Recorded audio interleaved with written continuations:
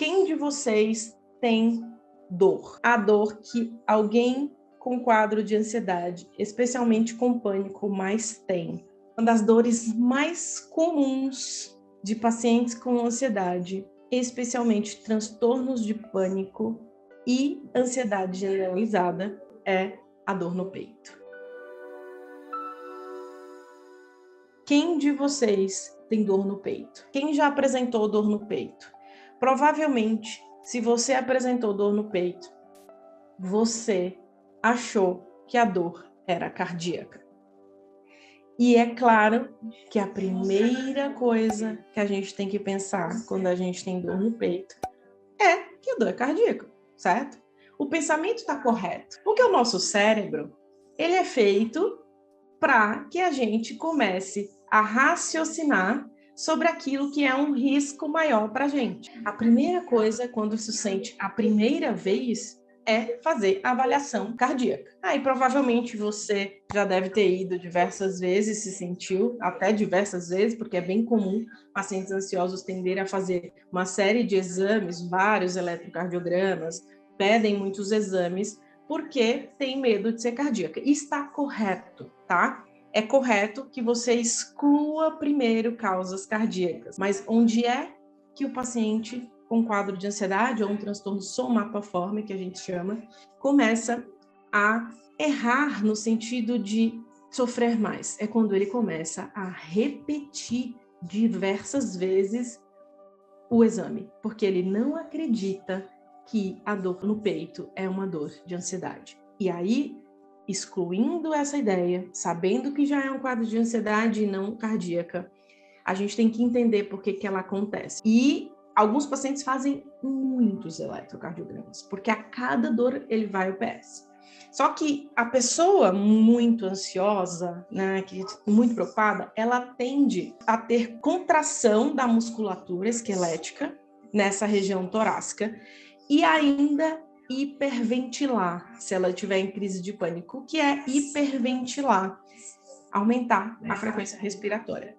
Tanto a contração da musculatura torácica quanto a hiperventilação, esse aumento da frequência respiratória, né, que a pessoa fica quando ela está mais ansiosa ou em uma crise de pânico, mais especificamente, causa dor no peito.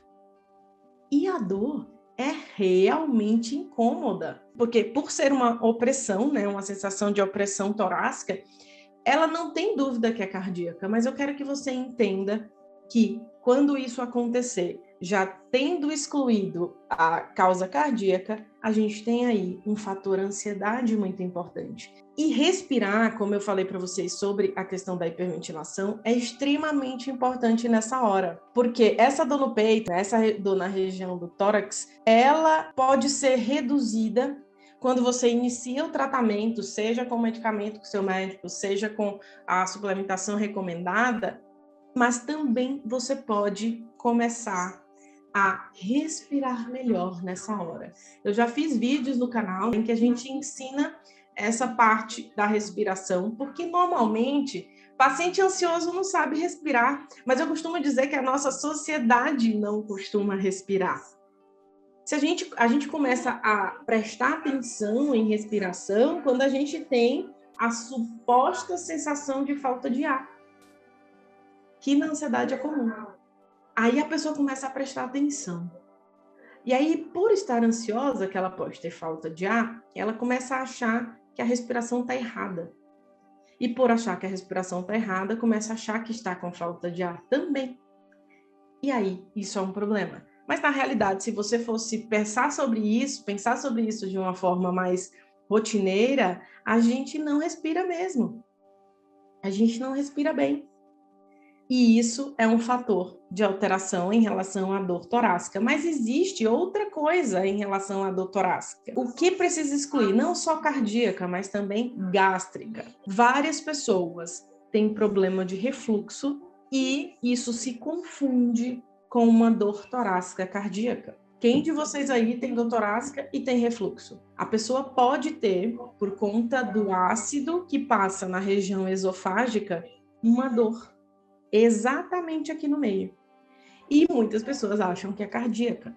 Então, depois que você avalia a questão cardiológica, é extremamente importante pensar em modificação alimentar, avaliação sobre refluxo. Quando você está falando de refluxo, ele pode estar acontecendo a maior parte do dia, e especialmente um tempo depois que você come.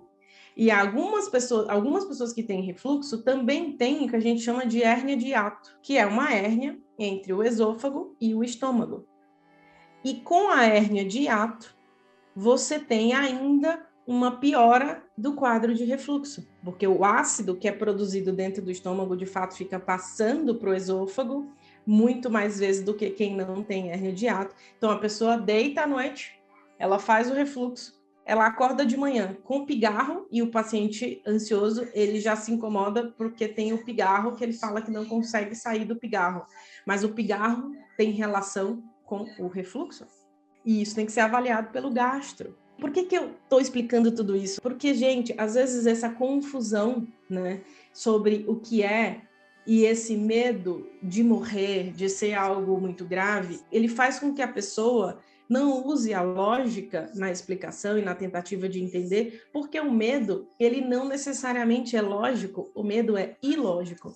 E ele te leva para a característica principal, que é algo que possa te proteger e fazer com que você verifique aquilo que é de risco maior. Então, duas coisas que causam muita dor no peito é refluxo e alguma questão cardíaca, mas na ansiedade isso acontece independente de ser cardíaco, independente de qualquer outra coisa. A própria ansiedade faz dor no peito.